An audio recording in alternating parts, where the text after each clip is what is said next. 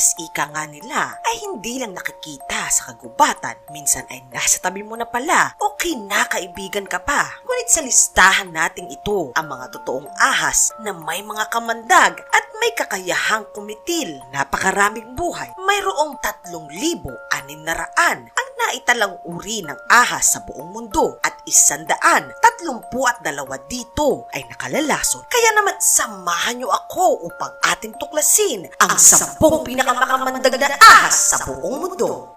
Number 10, ang rattlesnake. Ang kaisa-isang ahas na nagmula sa Amerika na nakapasok sa listahan ay ang makamandag na rattlesnake. Madaling makilala ang uri ng makamandag na ahas na ito. Ito ay sa kadahilanan na ang buntot nito ay gumagawa ng ingay sa tuwing ito ay nakakaramdam ng panganib at nag-aambang manuklaw. Ang rattlesnake ay miyembro ng tinatawag nilang pit viper, uri ng mga ahas. Ang viper snake ay may kakayahang manuklaw sa taas ng higit sa kalahati ng haba ng katawan nito. Ang kamandag ng ahas na ito ay may kemikal na tinatawag na hemotoxic na uri ng venom o kamandag na sumisira sa mga tissue at kalamnan ng sawing palad na matutuklaw nito. Ito ay nagdudulot ng pamumuo ng dugo. Kaya naman ang mga natuklaw ng ahas na ito ay kadalasang napuputol ang bahagi ng katawan na tinamaan ng kamandag. Ang rattlesnake ay naitanghal na ika-10 sa pinakadelikadong uri ng makamandag na ahas sa buong mundo.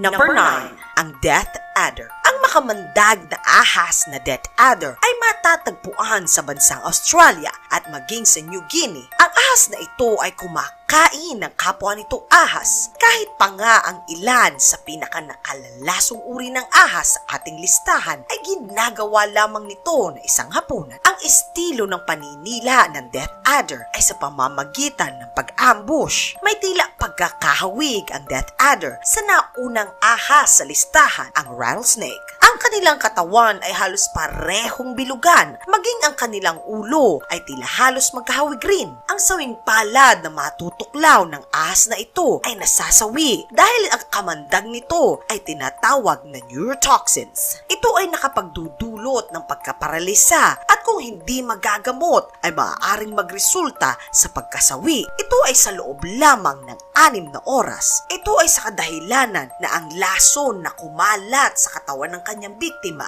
ay nakapagdudulot ng respiratory failure. 50% ng natuklaw ng ahas na ito ay siguradong babawian ng buhay. Number 8, ang viper. Ang uri ng ahas na ito ay matatagpuan sa maraming bahagi ng mundo, ngunit ang naitanghal na pinakamakamandag na uri ng viper ay ang saw-scaled viper, maging ang chain viper. Ang mga uri ng viper na ito ay matatagpuan sa gitnang silangan, maging sa gitnang bahagi ng parte ng Asya, partikular na sa mga bansang India, bansang China, maging sa timog silangang Asya. Ang mga viper na ito ay kilala sa pagiging agresibo. Nakakadagdag sa pagiging delikado ng ahas na ito ay ang pagiging aktibo nito sa gabi, lalo na sa panahon na katitila lamang ng ulan. Sa oras na matuklaw ng ahas na ito, ang biktima ay makararamdam ng pananakit sa bahagi kung saan ito ay natuklaw. Susundan ito ng pananakit ng kalamnan. Nagdudulot din ito ng pagdurugo ng mga gilagid at bigla na lamang bababa ang presyon ng sawing palad na biktima na natuklaw ng ahas na ito. Dahan-dahan na ring babagal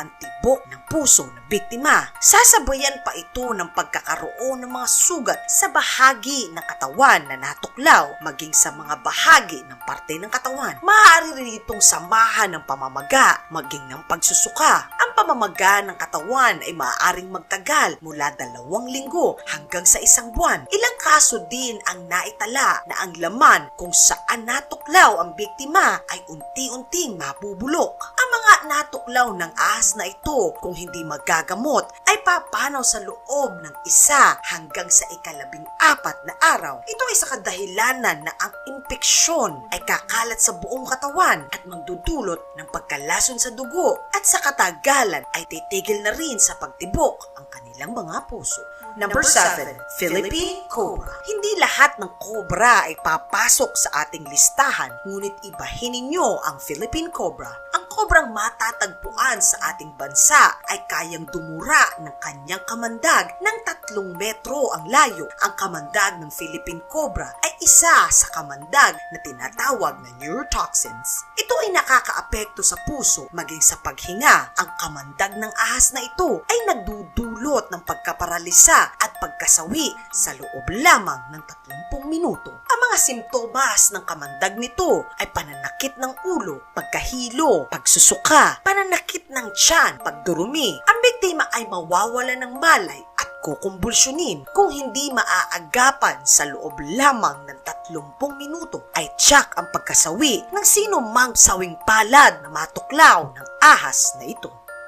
Number 6. Ang tiger snake. Ang tiger snake ay matatagpuan sa bansang Australia. Ang ahas na ito ay napakamatapang ang kamandag. Ito ay tinatawag nila na neurotoxins. Ang biktima ay siguradong babawian ng buhay sa loob lamang ng 30 minuto at 50% ng matutuklaw ng ahas na ito ay nasasawi. Ang simptomas ng kamandag ng tiger snake ay ang pananakit ng paa o di naman kaya ay bandang paninigas ng kalamnan sa leeg. Tila ba tinutusok-tusok ang kalamnan na may kasamang pamamanhid. Susundan pa ito ng pagpapawis at hirap sa paghinga at kasunod ay ang pagkaparilisa. Ang ahas na ito ay di gaya sa ibang ahas sa listahan. Hindi agresibo, ngunit ito ay walang mintis kung manuklaw. Kung makakakita ng ganitong klaseng ahas, ay mas mainam na huwag itong lapitan at mas mainam na ito ay pakaiwasan.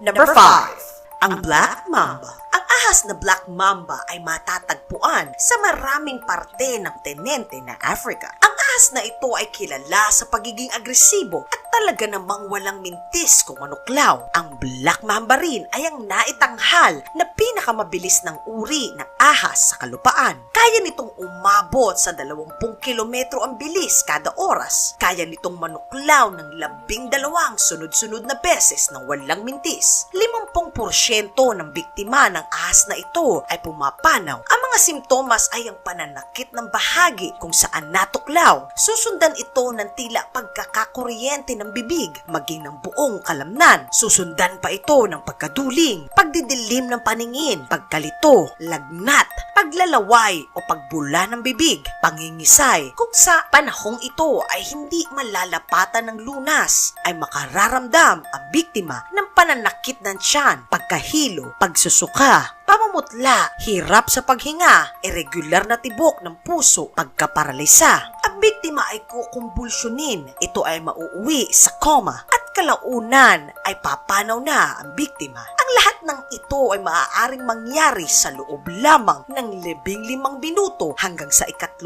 oras matapos ng matuklaw. Kung hindi malalapatan ng anti-venom ay 100% napapanaw ang biktima ng makamandag na ahas na Black Mamba.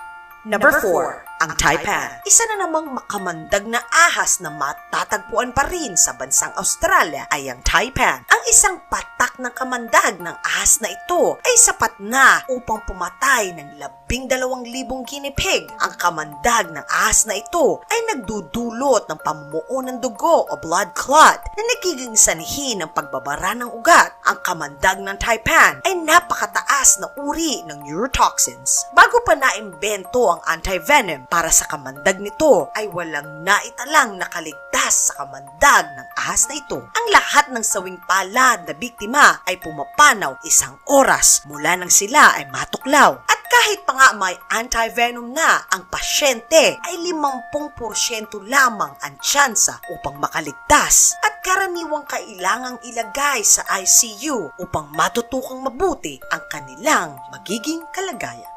Number 3. Ang Blue Crate. Kilala rin sa katawagang malayan, ang pinakamakamandag at pinakanakakamatay ng uri ng ahas na matatagpuan sa Timog Silangang Asya, maging sa bansang Indonesia.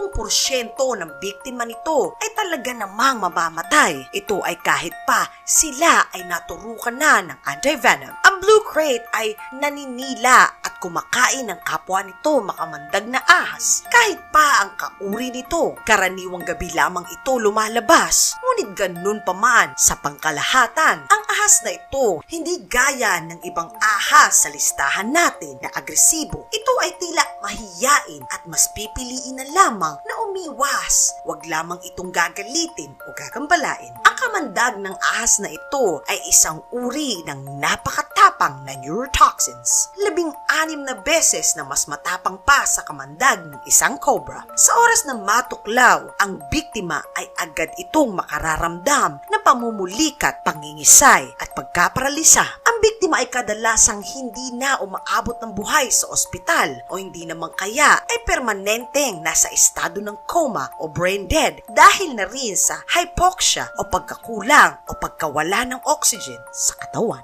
Number 2, Eastern Brown Snake. Sa lahat ng pangalan sa ating listahan, tila hindi naman nakakatakot ang ahas na ito. Ngunit sa gahibla lamang na kamandag ng ahas na ito ay maaari ng kumitil ng isang tao. Isa na naman sa makamandag na ahas na matatagpuan sa bansang Australia. Ang Eastern Brown Snake ay pinipiling manirahan sa mga lugar kung saan marami ang tao. Kilala ang ahas na ito sa pagiging agresibo at paulit-ulit na nanunuklaw. Mabilis din itong kumilos. Ang kamandag nito ay isang uri ng neurotoxins at isa ring blood coagulant o sa madaling salita ay nakapagdudulot ng pamumuo ng dugo. Isang biyaya na kalahati lamang sa mga tuklaw nito ay ang nilalagyan ng kamandag. Ang ahas na ito ay nagiging agresibo at nanunuklaw lamang sa mga bagay na gumagalaw. Kaya ipinapayo ng eksperto na kung makakikita ng ganitong klase ng ahas ay huwag basta-basta gagalaw kung ayaw ninyong matuklaw.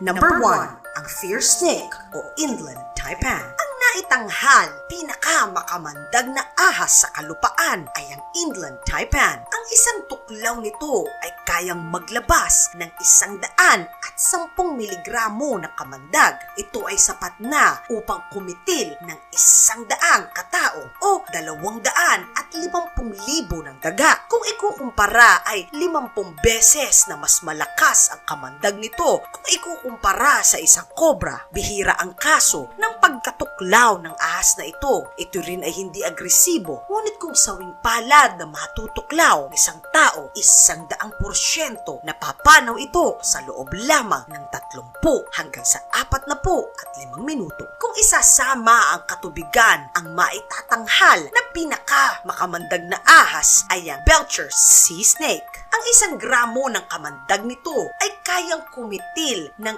1,000 katao. Kadalasan ang mga mangingisda ang nabibiktima ng ahas na ito. Ito ay kadalasan kapag sila ay kumukuha ng kanilang lambat sa karagatan. At yan ang 10 pinakamakamandag na ahas sa buong mundo. Maraming salamat sa inyong panonood. Huwag pa rin pong kalimutang mag-like, mag-share at mag-subscribe. Huwag pa rin pong kalimutang i-add ang aking FB account na Tinagalog VIP Community para hindi mahuli sa mga susunod pang mga video. Muli po, ito si Tinagalog at sa inyo po, peace out!